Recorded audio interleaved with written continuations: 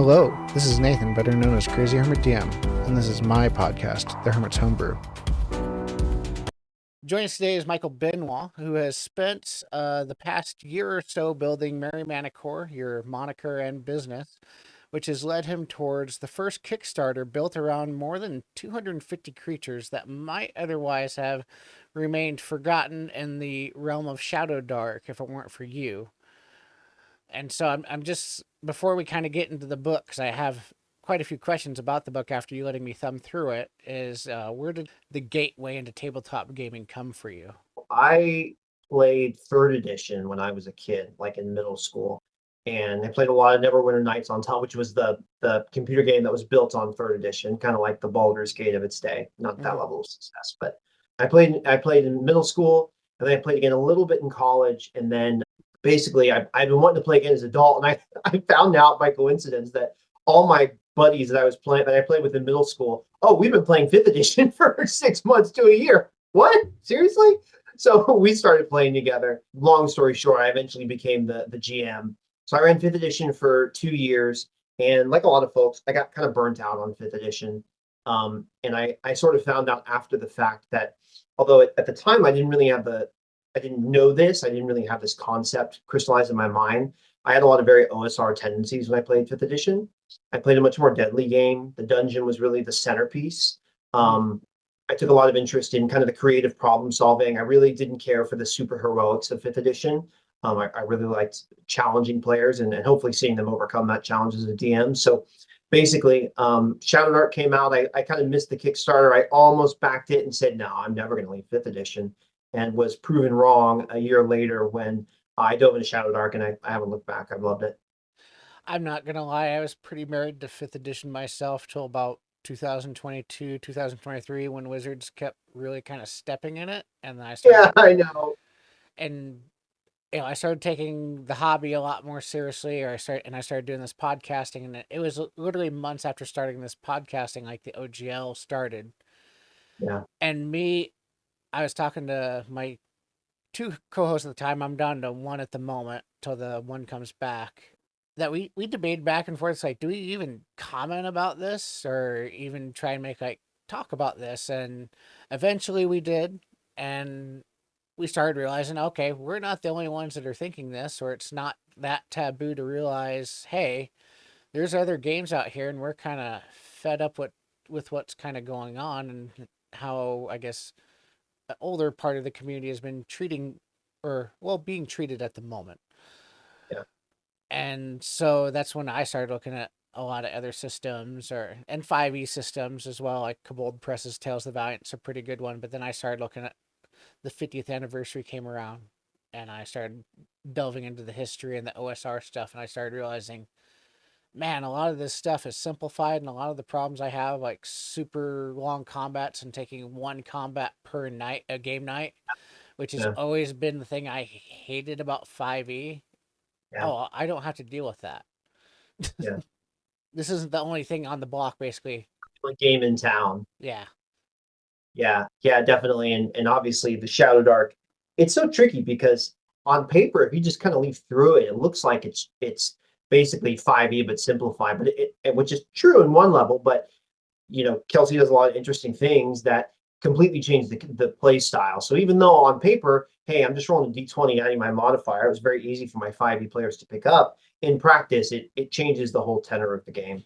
And I found, I liked combat in 5e, but to your point, I didn't like the slog. I didn't like how long it took. And I find combat in Shadowdark and just in old school games in general so much more satisfying because of it. Not only is it faster and more punchy and more exciting because it's deadly, but players are forced to kind of use their heads and not just press their character sheet buttons. So yeah, I think I have a lot of the same experience that you did. No, and then even for like let's say the people that want to the role play a lot more, want to be the theater kid with the theater kid, a critical role, and they can do that with Shadowdark, and combat is not gonna take as much time then, and they can focus on the role playing. I think that's the Yeah, that's thing I true. don't think a lot of people think about. Yeah, that's a really good point. Yeah, I was not like I wouldn't say I was the theater kid group per se, so I guess I No, never had that, but I know what you mean. I same. mean that yeah, that makes sense. It I have a friend who is literally a theater kid. He's a filmmaker, and he would play Curse of Strahd with all his friends, and they're all art folks. They're actors or they're artists of some kind, filmmakers, etc. And they would play these 3 or 4 hour Curse of Strahd sessions and never bring out their dice. They would just role play, and nothing wrong with that. But I don't think you need the cumbersomeness of fifth edition to be able to do that. You don't need all No, those. That is going to go way smoother in Shadowdark. no, I 100% agree with that, and it's a good point that if you're doing rules light, heavy fun, as it's been put to me many many times. I think Shadow Dark or OSE as on your T-shirt right there, or Osric or systems like that are the way to go. In all honesty, Daggerheart's not too bad either, but it's still a little cumbersome. And I don't know, maybe I'm just a little older school where I'm not used to having to play with cards. Yeah, yeah, right. Yeah, exactly. And to your point about OSC, um, that was yeah, I'll be honest, I didn't grow up playing BX or anything like that, but I found the OSC, the referee's guide, to be just a treasure trove of useful resources. And so that was one of the things that inspired me with this book, was trying to bring back a lot of the monsters that I found in the OSC and the ref's guide, and also in some of their classic modules. So I'm pretty indebted to that when you bring them up. But to the book a little bit though, I'm very impressed with it, by the way. But essentially, you're making the monster manual, in my opinion, for Shadow Dark, because I haven't seen any other kind of. I've seen like little things, but I haven't seen this hefty of a tome for Shadow Dark. And maybe I'm just ignorant and not looking around too much. But what do you say that, in my opinion, that you're making the monster manual? Yeah, I mean, that's in my wildest, most fervent dreams. My hope is that people kind of see it that way. I mean, obviously, you know, I don't want to detract from the core book in any way, which was a No. revelation when I first read it, because it is very comprehensive. But since Kelsey made the decision to publish it in a single volume, she had to make limits in terms of how many monsters she could include, right? And my hope is that I'm sort of, yeah, basically what you're saying. I'm filling it out so that you have kind of the complete monster manual, as well as some favorites from the classic Fiend Folio. I've also got a handful of third and fifth edition monsters in here as well. So, I mean, you kind of hit the nail on the head. Like, my hope is that people get this book and say, they say to themselves, hey, you want to play Shadow Dark?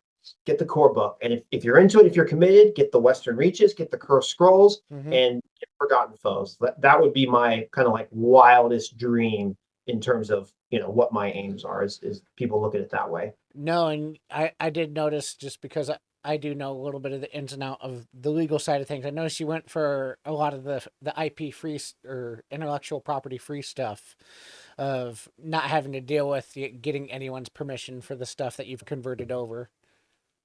Yeah. I mean, there's definitely it's a little. I'll be honest, it's a little bit scary. I really don't want the Pinkertons at my doors. To your point about wizards stepping in it, um, thankfully, there's still a lot you can do, and I've changed some of the names, but I mean, I think it's pretty obvious to anyone who knows the lore what I'm referring to, and really, there's very few monsters that actually need their names changed, and most of them can be kind of kept as is.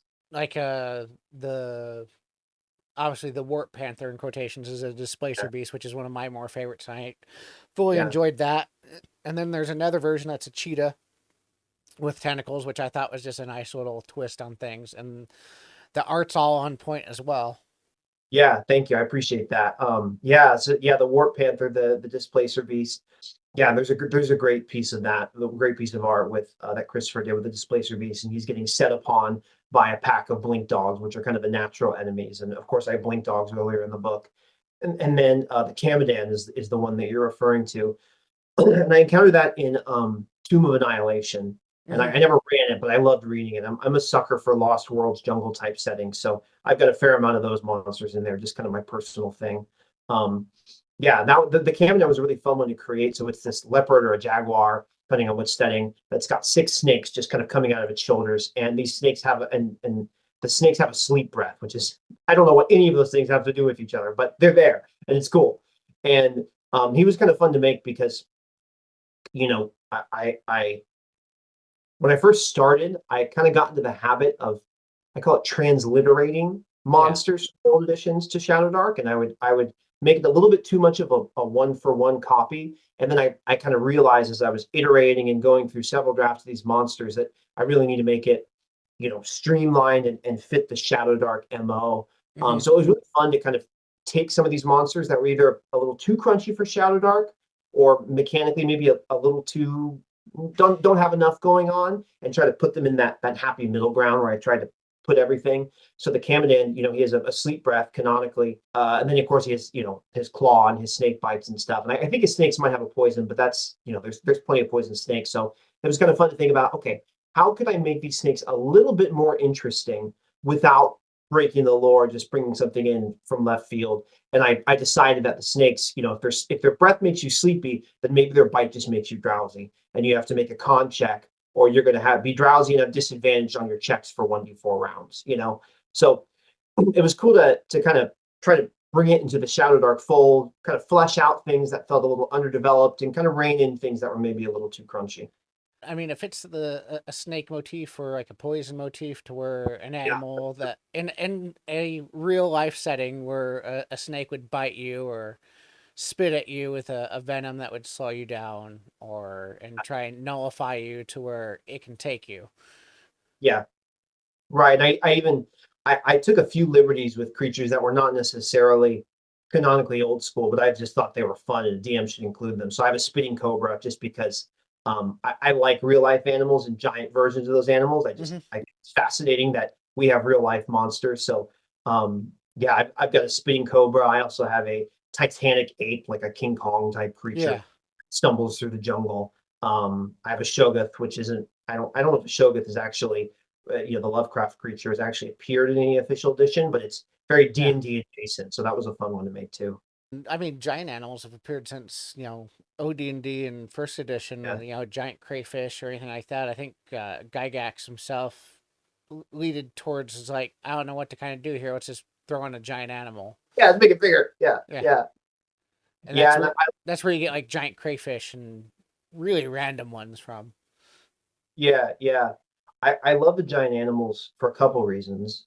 One, they're really easy to slot in. You don't have to expand your knowledge of it. You don't have to add a creature to your mental repertoire. Mm-mm. There's a giant snapping turtle. Well, you already know what a snapping turtle is and what it does. But this one's just bigger and there's a challenge for your players. So it's really easy to just drop in and know what environment it lives in, know what its behavior is. I mean, it's just simple. And I also love, I think that one of the best things fantasy can do is help us to see the real world anew. And Mm-hmm. I think seeing animals or giant versions of them lined up against actual monsters kind of reminds us of how amazing our actual world is. If someone from outer space came and looked at the Shadowdark core book, I think they would be really hard pressed to say that dinosaurs are a real creature, like giant lizards that just owned the world. It's pretty absurd when you think about it, and yet No, there it is. It's real. and they're in D&D as well. Yeah. I remember watching one video, and I've commented on this before, of like a giant wolf, just like it was nighttime, and then it gets into these headlights of the car, and it just goes walking across the street, and it just like eyes the cars. They're filming this, and it's just massive. And my comment to it on below is now you can see why these things are in almost every mythology around the world, because they're Yeah. massive, they're powerful, Yeah. and just watching this thing look at you as it walks by, not attacking you, is just you're gonna mess yourself. Yeah. Yeah, I was amazed. So I've got a couple of kids. I have two little boys, and they're really interested in dinosaurs and prehistoric creatures. And I was amazed to find out that the dire wolf is actually a real creature. There was actually Hmm. a creature called a dire wolf. And one of my other monsters I enjoyed writing for this is an axe beak. And I found out, I was trying to figure out how to make the axe beak a little more interesting. It's if you don't know it, it's basically this giant ostrich with a beak that's blade, like a little battle Oh axe. yeah. And I felt it was a little mechanically underdeveloped, canonically. And so I started playing with it, trying to figure out what I wanted to do with this to make it interesting. And for these monsters, for most of these monsters, I was cross-referencing like second edition, first edition, OSE, fifth edition. Like I had several versions that I was referencing, trying to pull out the best and most interesting pieces to make, the best one that I could. And I wasn't getting anywhere with the axe beak. So I checked fifth edition, had this aggressive trait, moves at double speed towards an enemy. And I said, okay, I'm gonna drag and drop that in there and kind of mold it around. Then you're tracking movement towards and against. That's not really Shadowdark doesn't really do that. I'm watching this documentary with my little boys, and it's about these creatures called terror birds. And I had no idea these existed, but they were once the apex predators of planet Earth, like 13 million years ago. So Really? yeah, an axe beak is I mean, they did not literally have beaks, but they had these jagged beaks, and they were the thing to be scared of. They were these 7 foot tall birds, and they showed a well rendered CGI version, and I just thought, oh my gosh, he's stalking some prey, and I thought, can you just imagine one of these things thundering across the plains, coming right at you? I mean, that would be terrifying. And then it kind of occurred to me, like, okay, how could I bring that sense of an axe beak just charging at you out of the jungle or across the plains? And so I gave it a charge attack where it does double damage, and I gave it the rampage talent where it's immune to morale checks and gets a damage bonus because they're supposed to be really ornery. And I was really pleased with that. This creature that's kind of mundane, it's not magical, but I think reflecting on it, getting a little real life inspiration, I was able to make it something flavorful that just I figured I pictured like those opening scenes in Lord of the Rings where Yeah. people are just running in with their swords or their axes cleaving. And I figured this bird is going to do exactly that. He's just going to run right in you and cleave through you. And I don't know, I was really pleased with that stat block because I felt like there wasn't a ton there mechanically. And I think this was a good way to bring it to life. You said that you were primarily the dungeon master, so have you been like, were you always kind of into monsters design? Was that your thing or part of it? Or is Shadow Dark kind of what inspired that? I've always really liked monster design. So when I did 5e, um, when I first started, before I was designing dungeons and campaigns, tweaking the monsters in the pre-written books was kind of my way to put my own spin on these adventures and make them mine. And I also was just really unsatisfied with WotC's monsters mechanically. I thought they were generally boring, and so on the whole, I was not impressed by them. And so I got the Level Up Advanced 5e monster book, Monsters Menagerie, and I got Flea Mortals. And using those, having those as inspiration, Oh yeah. and kind of wanting to put my own stamp and make combats more interesting, that's really what got me kind of turned on to monster design. And so I did a lot of that in fifth edition. And then you also were doing monster layers and all that before, where you kind of made little one-shot monster layers for like $1 or $2. Yeah, And yeah. when Bill had mentioned you, it's like I know that name from somewhere. Oh, Where have I seen this that's person? And awesome. then I started diving. I'm like, oh, I've seen this guy's stuff on Drive Through RPG. Yeah, that's awesome. Yeah, so I do a series of monster layers, and I've semi-pause them just because I've been really working hard on this book. But there are these mini dungeons. They fit on a front and back spread, and they're each themed around a different monster. And the idea is, you can obviously use them as a small dungeon. They're maybe an hour of play. They're not really big. Yeah. To use them as a small dungeon, you can use them as a minor point of interest in the hex, or I mentioned being influenced by OSE. A lot of these old school books have a percentage in layer, Hmm. so, there's a percentage chance you encounter a monster in its lair rather than in the open. So these were kind of inspired by the idea of, okay, maybe I don't encounter a wolf in the open, I encounter a wolf in its lair. And in this case, it ends up being a shrine to a wolf. So a DM can use these as a minor point of interest. They can drop them in lieu of as part of a random encounter, in lieu of a random encounter, or they can just, buy yourself a little time as a DM. And those have been really fun. It's been a really interesting challenge to make lairs evocative and interesting in a very short space. And I'm really pleased with how it's turned out. I've got the map on one side. Once I've got the map, and then all the monster stat blocks you're going to need, the random encounters, and then the other side is the dungeon key. So there's nothing you need to reference outside of this. Maybe Now, maybe what the scroll does or something. for people like me that work pretty long hours or jobs or anything like that, or have multiple jobs, like these things, in my opinion, are perfect. Of like, I didn't have time to plot this week or whatever. Let's Yeah, just do something random this week, and your dungeon layers is kind of like, or monster layers kind of just slot into like, okay, this is a good just one night thing. yeah, Side quests. yeah, You want to kill this and this in its lair? Let's go. yeah. Yeah, I'm really glad. That's exactly what I'm hoping people will do. And one of the things I this is kind of a personal philosophy thing, but the loot in those, as a DM, I'm maybe it's a little bit of fifth edition jitters. I'm always a little afraid of dungeons that are just getting players drunk on loot because then I don't want to edit that. And because these dungeons are smaller, the loot's toned down a little bit, so it's Mhm. not going to like because in my opinion, if you're doing a smaller dungeon, that's less risk, and so the reward should not be quite as great. And so there's still magic items and there's still gold and everything, but I have consciously designed it so that it does not create a situation where your players say, let's just go do these hour dungeons because the risk reward ratio is way better. I'm very conscious about not putting players in that position.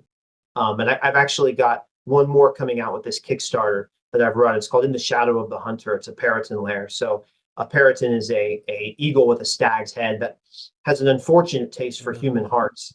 Yes. So this layer is going to be an early bird bonus for anyone who backs in the first 48 hours, and then it'll be available in an add-on. And it's about these hunters at a hunting lodge who big game hunters who get a little bit over their heads and things don't work out so well for them, and you're kind of find yourself in the aftermath.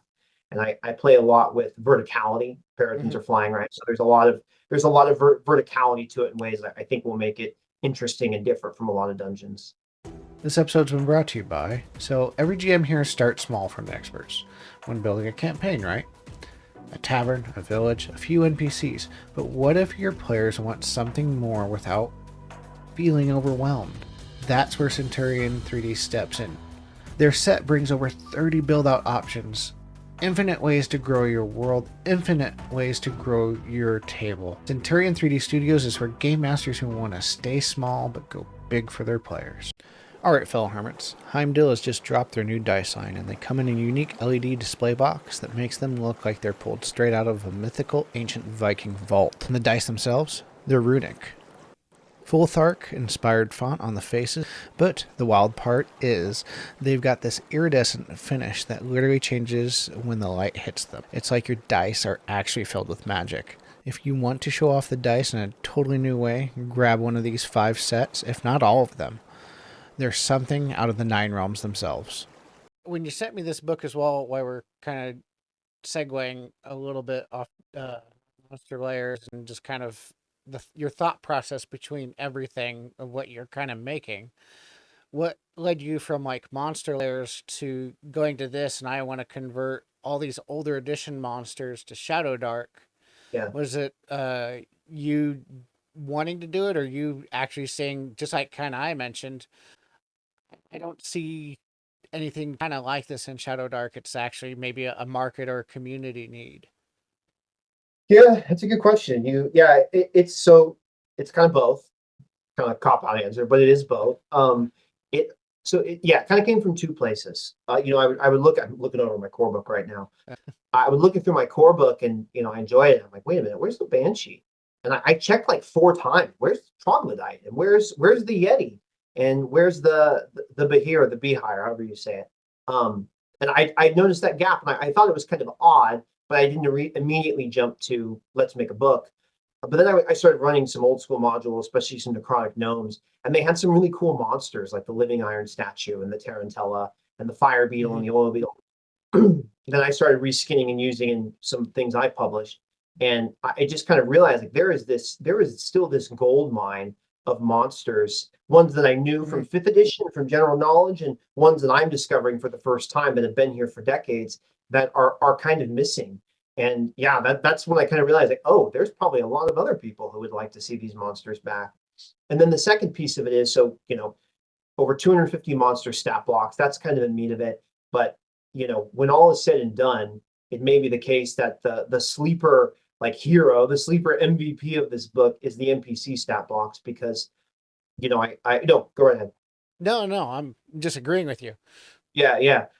See, you're a wise man. I in my Obsidian notes, I made a note for thief, priest, fighter, wizard of all the NPC stat blocks for those classes, so that whenever I needed one for a rival adventurer or to reskin for a monster, an orc, shaman, whatever, I could do that real easily.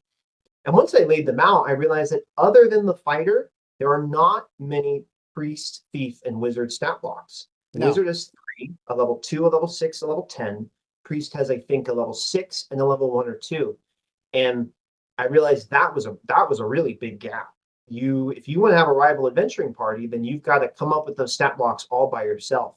So I've said, well, wait a minute, why don't I just I started making them myself to use for my own. And then I'm like, wait a minute, other people could probably use these too. And so I have a complete levels 1 through 10 for all 4 classes. And there's a little table for this. If you want to roll the level of the adventuring party, you can pick the exact stat block that you need, the exact level you need.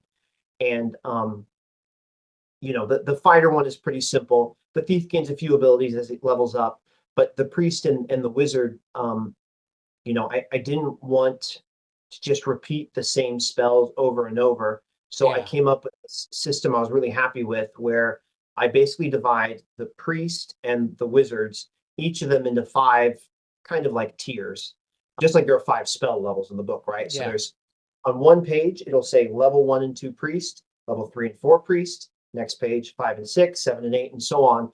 And on that page, you'll get the stats, like the armor class and the spell bonus, etc., for those stat blocks. And then underneath, there's a table of spells. And the DM can do one of 3 things with this table. They can pick and choose spells they like, that they want to give this particular priest or this particular wizard. They can roll on this table, and I tell you how many times to roll to get the proper number of spells, which I use the wizard and priest stat blocks in the core book as a benchmark. You can roll and randomly generate the spells so that each of these rival adventuring spellcasters is different from the next. And your party can't just metagame and say, oh, yeah, this is the guy who knows fireball and flight and whatever. They can't metagame that way. And then finally, I realized not everyone's going to want to roll that every time. So I have this divider within the table itself, and everything north of the divider, if you don't want to roll, you just take all the spells north of the divider, and that's your standard loadout. And so your priest is going to have heal, and he's going to have a buff weapon type spell, etc. So if you want to be drag and drop, just go, you can take everything north of the divider. It's really easy to parse and see. If you want to kind of customize it and have a little more variation, you can roll on this table, or you can pick them yourself. And some of the spells are pulled from the actual core book, but a lot of them are new ones I came up with, or I pulled back Cone of Cold and Fairy Fire and some of these other classic spells. So there's a lot of new monster spells that people have never seen before. I was looking at that particular thing. Actually, one of my following questions is, for anyone that played a lot of 5e, like a lot of us did, it reminded me of the Volo's Guide to Monsters, just that nice hefty back section of Volos where it gave you humanoid NPCs to slot into your campaign, and some of those are really nasty and are a little bit nastier than even the monster, like the Master Thief that you can throw in and attack like 3 times or something like that. At a lower level, and it hurts. And so it kind of reminded me of that, just like a Volo's Guide to Monsters of Shadowdark. Yeah, right. Yeah, I have Vols, but I don't remember that section. But that sounds very much like what I'm doing. And obviously, on paper it's about rival adventuring parties. But my hope is that people will say, if they want a goblin wizard and they don't, they've used the goblin shaman in the book too much, well, then you can just pull the wizard stat box and reskin it. So it says rival adventurers on the tin, but really it's rival adventurers plus any humanoid monster any humanoid that you want to reskin as some kind of caster or thief or what have you. No, and that's one thing I got to compliment Kelsey on, is when she was designing this system for, I'm not quite sure how long she was designing it, but like 5e is very modular. You can tinker in and out certain things, and Shadowdark kind of carried that over. I know it was a 5e/1e or whatever people want to compare it to, kind of mishmash. And I felt that it was very modular, of like, you can do this and that. It ain't hard to do whatsoever, especially with the teeny bit of experience of being able to be comfortable. Yeah, definitely. And I think one of the things that really just a stroke of brilliance on Kelsey's part is she had the vision to see that, the game becomes very different in 3rd edition. So the way modifiers work, it becomes a D20 based system. It's all rollover. The game undergoes kind of a revolution in 3rd edition. That's also when the game gets more crunchy and more heroic, and then eventually super heroic. So on the surface, there is a real contrast between modern editions, third onward, and second edition and before. But Kelsey had the vision to see that you could take and let me back up for a second. So third edition made things a lot more complex in a lot of ways because it gave that's where you get these lists of you got these zillion and one powers and all these spells and a lot of the bloat people can criticize fifth edition for, like third edition kind of started that. It was really, really crunchy. But in other ways, it really simplified the game because now everything is D20, add a modifier. It's a rollover system. It's so the core of it was actually kind of simpler than these old school games, but it had all this detritus, all these barnacles hanging off it. And Kelsey had the vision to see, I can make an old school game, but I can take advantage of the developments in playability and ease of use that came from third and fifth edition in terms of, just a D20 again, a rollover, advantage, disadvantage. So she took the parts that were rules light and fast and simple from modern games, and then she took the spirit of the rules light old school game and mashed them together. And I think that's, to me, is like really where that, to me, is her most brilliant move, is seeing the kind of seeing the symmetry and the synergy between these two sides of things and bringing them together in a way that, in my opinion, once you read it, it's like a light just goes off. Like, oh, duh, why weren't we doing this? This makes total sense. No, and there's a lot of systems like that, especially in the OSR, the Shadowdark or Osric, as I mentioned, or there's just so many. I could probably name a Morkborg or Pirate Borg. Pirate Borg's a brilliant system as well, and it's so light, it's almost sickening of in a good way. How fun it is with just how light a small little one book, it's even smaller Yeah, than it's half the size of Shadowdark, and you can still run the yeah, system.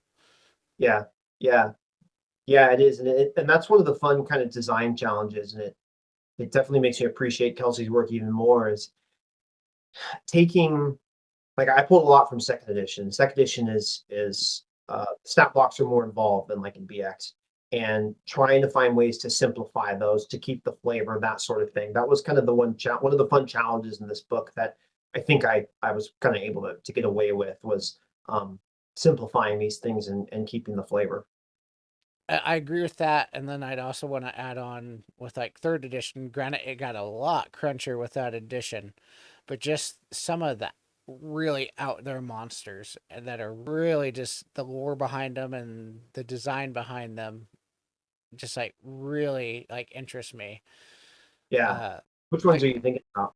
I know in particular, like the last campaign I ran that ran for 3 years, the main bad guy was a third edition monster. It was a beholderkin called an overseer, and it is this big black inky tree looking monster. And I tried for years to try and find a 3D print sculptor to convert it, but I could never find anyone. So I had to find a different setup. But this thing in third edition is a beholderkin or an overlord that has the ability to basically control up to 25 beholders. Wow. Yeah. And so I thought to myself, much like I imagine you did with a lot of these designs, it's like, okay, this monster has to be of some higher manipulator intelligence to even remotely do it to these xenophobic monsters that hate everything, including themselves. What level of bad guy would, how many chess moves would he be ahead of the party in order to do that? And that's where that mind frame came and how that big villain kind of came into being. That's cool. Yeah, that's wild. That sounds like someone's designing it and it's getting late. Like, we need a new monster. Screw it. This one can control 25 beholders. Write it down. That's pretty wild. No, and it was an absolute blast to run once they got there and they were Yeah, able to kind of calculate. It's like, how do we prevent this thing from escaping? Because yeah, that's yeah. gonna, its survival instinct is probably. I liked Keith Baker's a little bit of lore in Eberron with his aberration words of like, well, okay, if these things are timeless, we don't understand their train of thought. If the heroes, for whatever reason, get the upper hand on them, they'll just disappear for a couple centuries and then come back because they're timeless beings that are not of a mortal nature. So time's on their side, Yeah. Just wait those fleshy mortals out. and they'll come back. Solid plan. Yeah, I've got I like Beholderkin as well, so I've got several of those in this book. I've got you got to kind of rename them, Mm-hmm. so you don't get sued, but I've got a version of the Spectator, of the Grave Tyrant. I even did a kind of a generic Beholder. Kelsey's 10-eyed Oracle is a named creature. There's only one in the world, and I wanted players to be able to have just a Beholder that has its own lore and its own thing, and so there's kind of a weaker version of that. I've got probably 3 or 4 different Beholders or Beholderkins in the book because I'm like you, floating eyeball monsters. Those are the best. Oh yeah.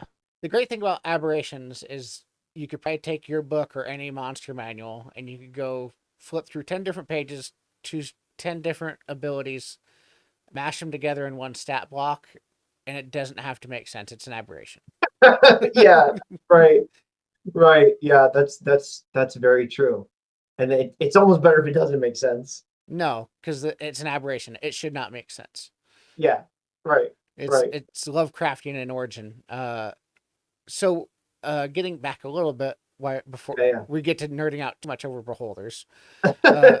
which do you prefer? A more modern approach of trying to balance designs of monsters, or do you like the older school? If you walk into this room, you might be SOL because you didn't do X, Y, and Z, and this is just a different power level monster. It's your mistake. I'm definitely on board with the way Shadowdark does balancing, if you want to call it that. I I put way too much effort when I was a 5e into trying to calibrate each fight, each dungeon to be balanced according with a level of precision that the game just didn't allow. And it tried to be built for that, but it just wasn't successful. No, It wasn't that easy. Yeah. there's like there's a couple things with 5e I don't like, and in hindsight, like bonus actions seem like such a cool idea on paper, but Yeah, right. it's like cool, I can do this and that, and then once you've played it for several years, I'm like, man, this is a slog. This is a lot of stuff. Yeah. And then the CR system, I just Yeah. it's whose line is it anyway? These numbers mean anything? Yeah. Yeah. I got to the point where I really like the level up 5e Monsters Menagerie. And if there's any 5e DMs out there, I would still recommend it. It's It's an excellent book. okay, yeah, so it's a great book, and they I think they take the math a little bit more seriously than Wizards did and had their own system. So I was like recalculating monsters to line up with that. Any event, I spent way too much time on that. I much prefer the old school version of telegraph. I think that's important. I'm not a gotcha DM, but let them get in over their heads, give them a chance to avoid the fight, that sort of thing. I mean, I think that creates much more interesting scenarios, and it's much easier on me as a DM because as long as there's a telegraph there, the vast majority of the time there could be the occasional jump scare monster. You're kind of good, and That was the point I was going to bring up. It's like if you're running a multi-year campaign, you need one or two gotcha moments yeah. just to kind of keep Oh, them on their edge of, oh, surprise. yeah, I've got several. I call them trap monsters. So Yeah. I've got several. I have a rug of smothering in there. I've got a trapper, which is this. It's kind of like a giant cloaker that looks like a floor and can kind of make itself look like a treasure chest. I've got some versions of the roper, which looks like a cave stalagmite. So That's the one my paladin hated because I was able to, was it paralyze him and kind of take him out, and then these things just like binded him and he couldn't do yeah, anything. right. So I'm totally with. It is fun to have trap monsters, but they're the spice. They're the exception, not the Yeah. rule. And one of the things I did do in this book is, it's been circulated everywhere, but Matt Dietrich and then Michael Putlack have Matt made up, kind of the median average bonuses, damage, that kind of thing. Michael put it in a book, and along with a list of all the talents, creating monsters for Shadowdark. And I followed that guide very closely. So when you're running this as a DM, I believe you will find that the monsters stack up in difficulty very closely to the core book. I adhered very Okay. closely to those guidelines. I wasn't just making these numbers up. They should fit difficulty wise very, very closely with the core book. And one of the nice little perks in this book is at the back of it, I have a copy of that chart, which a lot of people have, but some people don't. And I was inspired by the back. I keep looking at it this way because that's where I keep my Shadowdark stuff. Yeah. Um, That's I'm kind of inspired by the cursed scrolls, which on the back have like a table of loot or so. something. Yeah, there you go. Right, right. Um, the cursed scrolls have a table of loot or something on the back. So I put these monster conversion stats are on the back of this book. So if you are running with your Shadowdark core and your Forgotten Foes, and for whatever reason you need to improv a monster because you didn't have time to prep it, you just flip the book over and all your stats are right there, and you can just run off that. Awesome. That's actually pretty smart as well. The one thing I do like about certain other things is just like that easeability of being able to see the monsters. There's a couple of third-party publishers that like took monsters and made like little cards for them, kind of Hmm. like what Warhammer does for their little soldier cards, kind of just to put off to the side for easy reference. I thought those were kind of smart, and when they got Wizards permission to do that. Yeah, yeah, yeah, and it's kind of needed because those are so much more complex, whereas Shadowdark are much more, they're more simple. And one of my one of my chief design principles, I kind of go into this in the book, but in my mind, I had three principles for designing. And my first Mhm. was I wanted the monsters to be mechanically interesting. There are ways to make monsters interesting besides mechanics, like tactics, for instance. But I wanted these monsters to be just interesting in and of themselves. And that was kind of inspired by Flea Mortals and the Level Up Monsters Menagerie, which I thought did a good Yeah. job of that. That was kind of my first principle. And then my second was to make it in line with the Shadowdark style and simple and fast and brutal. Yeah. And then finally to kind of adhere to the traditional lore. So yeah, I mean, they're certainly not 5e level of complexity, but there's something to make almost every single monster unique. Like kind of researching this and flipping through your book. And of course, there's always going to be the naysayers and the counterpointers. It's our community. We're such a large community, and we're. I have to say, like with TTRPGs, like the level of creativity, there's no way everyone's going to be under one opinion about anything. What do you say to like critics who favor more modern designs, who say that simpler designs in the OSR lead to shallower monsters or more simpler monsters that just don't mean much, or I guess two-dimensional monsters even. Yeah, I mean, if you think that way, I don't personally get it. no, sure, yeah, I'd yeah, like to, sure. yeah, Yeah, I get that. It for the people who think that way, I think I would say my monsters are a little bit more complex in the core, not a lot, but a little bit. yeah, But there's a real beauty in the simplicity because there's this great article by, I think it's on Coins and Scrolls, where he talks about tactics as a way to differentiate monsters. Like when a hmm monster is simple, it kind of forces you as a DM to think, it forces you to think in terms of what are the tactics of this particular monster. It also forces you as the DM to think like your players, where you're not just pressing buttons, you're actually thinking, an ogre shouldn't just be hitting things. He should be throwing people across the room. Or he oh, should be one of my monster layers. I have him body slam you if he gets to you. So to think in terms of tactics, and I think I saw you holding up Knave a second ago. Maybe it was a different book. Maybe not, but I was holding the Pirate Borg book and then oh, the okay. the Shadow Dark book. Oh, okay. Well, Knave is a great book by Questing Beasts, and it has a D100 list of tactics, hmm right? So, if even if the monsters are not mechanically interesting in themselves, and I do prefer them to be more interesting, there's still a lot you can do with tactics and with behaviors and with all those things that don't show up on the stat block. They're system agnostic, and I'm kind of looking at them right now just for I could remember the author's name is Keith Amon's "What the Monsters Know What They're Doing" books. Yeah, it's the same one. And I remember over the years where I'm like, how do this thing seems so cool, but what's the most effective way to use this?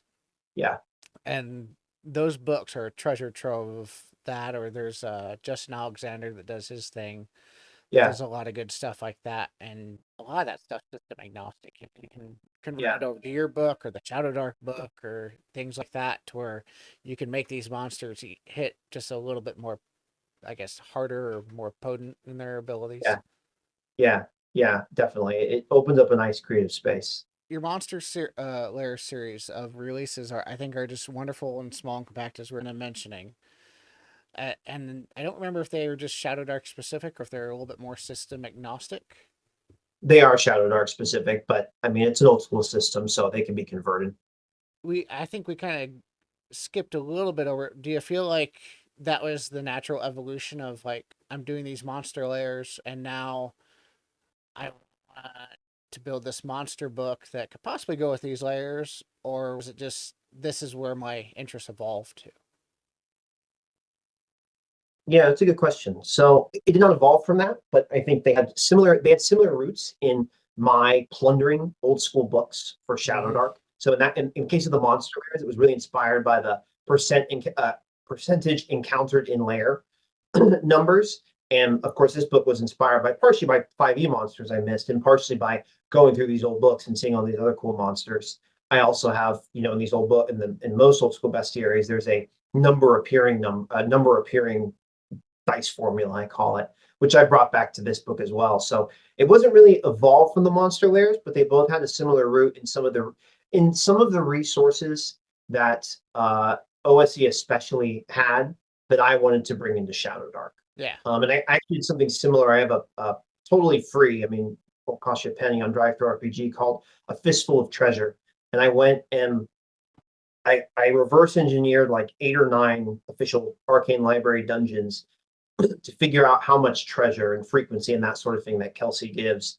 And I basically broke it down to a series of tables, and I kind of smashed it together with the BX dungeon generating procedures where you roll to see if a room is a monster, empty, etc.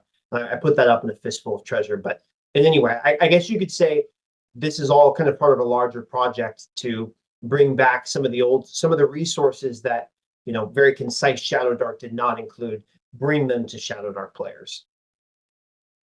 And then the other question is a little bit more simple. Like, so I noticed that it page says that this is launching soon. So when is the targeted release date for this, or when does it launch? Yeah, it For I launches know August. when to give you my money. Yeah, I'll take your money whenever, Yeah, Nathan. There's yeah, there's no time yeah. limit on that. Okay. No, it launches August. But is there anything else or that you are doing besides the monster book, or is there any other plans or a website people can find you at? Yeah, no, you can go to my Drive Through RPG page. There's really nothing else I'm working on besides this. That's not entirely true. I have an adventure I wrote that I'm putting the finishing touches on converting so it can be a freebie with my newsletter. But my time is really focused on this. I've been working on this almost exclusively since maybe January. But I do have those monster layers. I have a couple other supplements. I have a nice little level 1 adventure of the Shadow of Sharad on Drive Through RPG, which actually features some of the monsters in this book. It's kind of my first iteration of the Fire Beetle, and I have a version of the Living Iron statue. That those are two of the monsters I really want to make sure I included. So the Shadow of Sharad features those, so you can almost see like in an embryonic stage where I'm coming Yeah. from. Okay. And then that's kind of where people can find you, is the Drive Through RPG, and you have a newsletter, you said. Yeah, I'm just starting my newsletter, and pretty soon I'm hoping to be able to give out this free adventure, which is a level 1 adventure I've run for some friends. I ran an NTRPG con a year ago, and actually like 3 of the guys I ran it for came up to me this year. I'm like, hey, that was a great adventure. So it's called Temple of Teeth.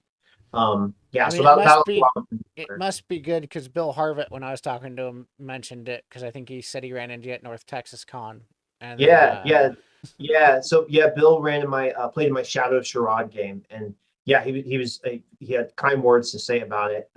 It's funny because he plays with Matt Morrow, who is an old school artist, mhm. and Matt Morrow actually did my logo, my Merry Manticore logo. So Bill Nice. told me he's planning to run the game for the guy who drew my logo. That's No, awesome.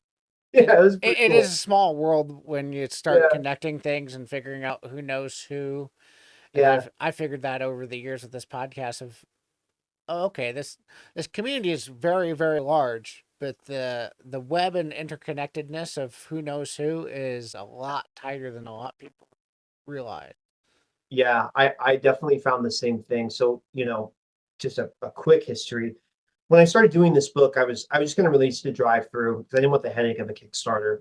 And then I thought, okay, maybe I'll do a small one, but I don't want to go really big in advertising. I just don't want that headache. And then I met Bill and a couple other guys, some well-known creators at NTRPG, and kind of started talking to them and like, okay, you know what? I think I'm gonna go all in with this. And yeah, to your point, they've, Bill and a few other guys have been very helpful to me. And it's the most fun networking I've ever done because Yeah. I just came to play games, but I meet these guys who are helping me out and are just, cool dudes I want to game with. So you're right, it is a much smaller world than I had realized.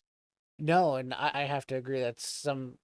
One of the things I found out with this podcast is just being able to sit down and talk to people, whether it's, for 45 minutes or an hour, Yeah, is just a wonderful way to network because I can sit and talk yeah, gaming all night if I really wanted, because that was the original concept of this all, is just getting that feeling of you play for the game night for 3 to 4 hours, and those conversations you have after the session of catching up with people and getting their opinions about things.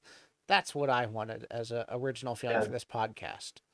That's cool. Yeah, that's awesome. I enjoyed your interview with Matt. All right, I listened to some with Matt Finch. He's great. So I was really impressed. Oh wow, I'm going on a show that had Matt Finch. That's great. That guy's awesome. And then, yeah, also Jim Wamper was on around Christmas. He's done Mutant Crawl classics, and Oh, okay. Yeah, yeah, that's awesome. but I thank you for coming on. You're more than welcome to come back on anytime you want, and I hope this Yeah, sounds fun because this is an amazing book, and I think anyone that's made it this far into the podcast and is listening, I think if you back this, you'll be pleasantly surprised, especially if you're a Shadowdark fan or just an OSR fan that likes to have eye candy on your shelf. This is yeah, definitely a book that you'll want to add to your collection. yeah. I appreciate that. And I know I said I'll add one last thing, but there is right now on the well, I guess it's we're talking about the future. I was going to say the pre-launch page has a Yeah. teaser. If you go to the Kickstarter, which is open now, Yeah. I say from the past, there is a pretty healthy size preview that you can download and check it out. Just a one click. And even if you don't like it, you'll still get several dozen monsters that you can drop right into your game. Oh, yeah. I, yeah. Not even, I think, a question for anyone that goes and checks that out. Yeah, But I thank awesome, you man. for coming on, and Yeah, thanks again, Nathan. uh, thank you. Hey, tabletop gamers. Thank you for watching this episode of the Hermit's Homebrew. We come out with new episodes every Wednesday. Remember to like, subscribe, and share with your friends as we continue to level up and grow.